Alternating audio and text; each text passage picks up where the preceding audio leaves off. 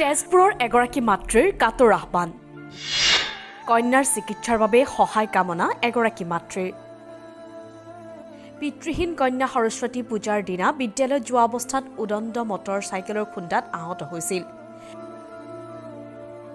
তেজপুৰৰ নিবাসী উৰ্মি কলিতা যোৱা ২৬ জানুৱাৰী তাৰিখে সৰস্বতী পূজাৰ দিনা নিজে পঢ়া বিদ্যালয় তেজপুৰ কলেজিয়েট হাইস্কুলত গৈ থকাৰ অৱস্থাতেই উদণ্ড মটৰ চাইকেলৰ খুন্দাত বুকুৰ কামিহাড় ভঙাৰ লগতে মগজুত আঘাতপ্ৰাপ্ত হয়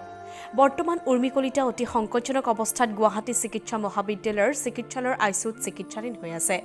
পিতৃহীন হোৱাৰ বাবে উপায়হীন হৈ পৰিছে উৰ্মি কলিতাৰ মাতৃ ১৩ বছৰীয়া উৰ্মি কলিতাক প্ৰয়োজন আপোনাৰ সহায় আৰু আশীৰ্বাদৰ আপোনাৰ কিঞ্চিত সহায় সহানুভূতিয়ে ৰক্ষা কৰিব পাৰে উৰ্মি কলিতাৰ জীৱন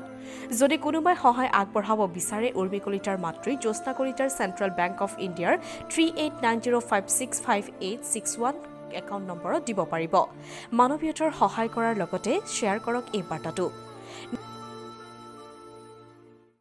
ৰাস্তাতে এনেকৈ হেৰি এক্সিডেণ্টটো হৈছে সৰস্বতী পূজাৰ দিনা আজি 5 দিনৰ আগত গণতন্ত্ৰ দিৱসৰ দিনা EMCত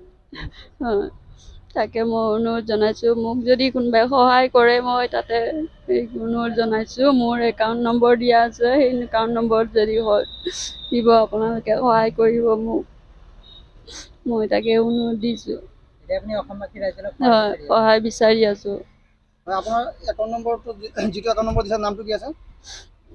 জ্যোৎস্না কলিতা